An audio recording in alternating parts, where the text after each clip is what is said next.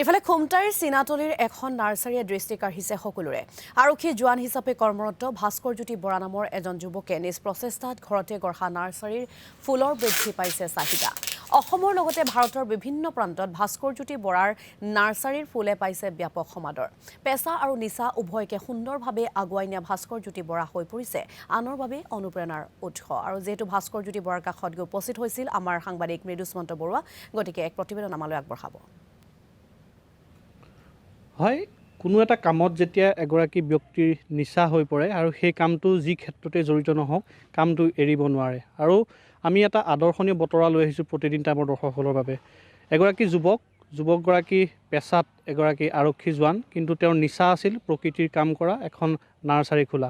সেয়েহে তেওঁ আৰক্ষী বিষয়া হোৱাৰ পিছতো কিন্তু সেই যিখন নাৰ্চাৰীখন নিয়াৰিকৈ চলাই আছে আৰু সেই বতৰাটো লৈ আহিছোঁ। আৰু এই নাৰ্চাৰীখনে ইতিমধ্যে সৰ্বভাৰতীয় পৰ্যায়ত বিশেষ চৰ্চা লাভ কৰিছে। আমি সেই বতৰাটো প্ৰতিদিন টাইমৰ দৰ্শকসকলৰ বাবে লৈ আহিছোঁ। আমি পোনে পোনে দেখুৱাম সুশোভিত এক দৃশ্য। এয়া হৈছে খুমটাইৰ চিনাতলিত ভাস্কৰজ্যোতি বৰা নামৰ এইগৰাকী যি আৰক্ষী কৰ্মৰত যুৱকগৰাকী, তেখেতে এই যি ভাস্কৰজ্যোতি বৰা এই যি নাৰ্চাৰীখন খুলি লৈছিলে, এইখন কিন্তু সাধাৰণ নাৰ্চাৰী নহয়। এইখন ৰাজ্যিক ভিত্তিতে নহয়, সৰ্বভাৰতীয় পৰ্যায়তো বিশেষ চৰ্চিত হৈ পৰিছে নাৰ্চাৰীখন। কিয়নো এই যি ভাস্কৰজ্যোতি বৰাৰ এই নাৰ্চাৰীৰ ফুল, ইয়াৰ পুলিসমূহ কেৱল অসমৰ বিভিন্ন জিলাতেই নহয়, ভাৰতৰ প্ৰতিখন ৰাজ্যলৈ ইয়াৰ পৰা ফুলসমূহ ইয়ালৈ যায়। ইয়াৰ চাচি পুলিয়ে হওক, ইয়াৰ সকলোখিনি পুলিৰ নাম আছে সমগ্ৰ ভাৰতত। আৰু এই যি চৰ্চা লাভ কৰিছে এই যুৱকগৰাকীৰ কৰ্মই আৰু সেই আদৰ্শনীয় বতৰতো আমি প্ৰতিদিন আমাৰ দৰ্শকসকলৰ বাবে লৈ আহিছোঁ। আমি কিছু কথা পাতিম, কেনেদৰে তেওঁ চিন্তা কৰিছিল, কেনেদৰে আৰম্ভ কৰিছিল। ভাস্কৰ, তোমাক আদৰণি জনাইছোঁ। তোমাৰ এই যিখন নাৰ্চাৰীখন এতিয়া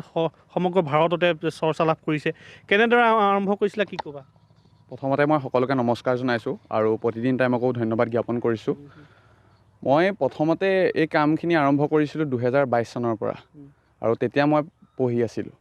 আৰু এতিয়া যিহেতু মই আপোনালোকে গম পায়েই মই আৰক্ষী বিষয়াত কৰ্মৰত, গতিকে মই এতিয়া মোৰ সকলো চোৱা চিতা কাম মাহঁতে কৰে। কিন্তু তেতিয়া মানে ধৰি লওক এজন পাঞ্জাৱৰ ল'ৰা গুৰপ্ৰীত সিং নামৰ, তেওঁ মোক এই বিষয়ে কৈছিলে যে অসমত বহুতো চ'ৰ্চ আছে গছপুলি, তুমি এই কামখিনি কৰা। আৰু মই বিশেষকৈ গছপুলি বহুত ভাল পাওঁ। মোৰ দেউতাই ভাল পায়, কিন্তু বৰ্তমান দেউতা নাই মোৰ মাজত। মই গছপুলি বহুত ভাল পাওঁ আৰু আপোনালোকে জানেই প্ৰকৃতি বচাব লাগে। গতিকে মই এই কামটো 2022 চনৰ পৰাই আৰম্ভ কৰিছিলোঁ। কি আছে তোমাৰ ইয়াত? মোৰ আপোনাৰ ইয়াত ফৰেষ্ট প্লাণ্ট পাব, আপোনালোকে ফল মূল পাব আৰু ফ্লাৱাৰ্ছ, সকলোখিনি ফ্লাৱাৰ্ছ পাব।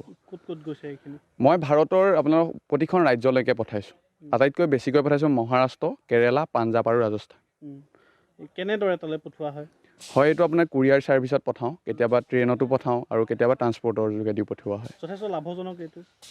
হয়, আপোনালোকৰ লাভজনক হয়েই, কিন্তু ধৰি লওক মই অতি কম মূল্যত দিবলৈ মানে বিচাৰোঁ যে গছপুলি ৰুৱক সকলোৱে আৰু পৰিৱেশটো মানে ভাল ধৰণে ৰাখক। তুমি পেছাত এগৰাকী আৰক্ষী, কিন্তু তোমাৰ নিচা হৈছে এই কামটো, তাৰপিছতো তুমি কৰি আছা কামটো।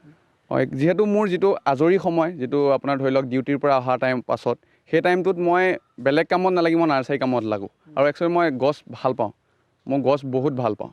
সেইবাবে মই এই নাৰ্চাৰীখনতে লাগি আছোঁ। আৰু এতিয়া বৰ্তমান মোৰ চোৱা চিতা কৰে। আৰু কি হৈছে, এই নাৰ্চাৰীৰ পৰা যিখিনি পইচা ইনকম হয়, গাঁৱৰ বহুত কেইজন নিবনুৱা ল'ৰাও ইয়াত সংস্থাপিত হৈছে। ধৰি লওক পেকিঙৰ ক্ষেত্ৰতে হওক বা ঠোঙা ভৰোৱা বা পুলিৰ মানে বনোৱাৰ ক্ষেত্ৰত বহুত কেইজন ল'ৰা সংস্থাপিত হৈছে। হয়, মৃদুস্মন্ত বৰুৱা, এই মুহূৰ্তত আপোনাক ধন্যবাদ জ্ঞাপন কৰিছোঁ। আপুনি ভাস্কৰজ্যোতি বৰাৰ যি নাৰ্চাৰী, সেই নাৰ্চাৰীৰ পৰা কিছু পৰিৱেশ দেখুৱাৰ বাবে।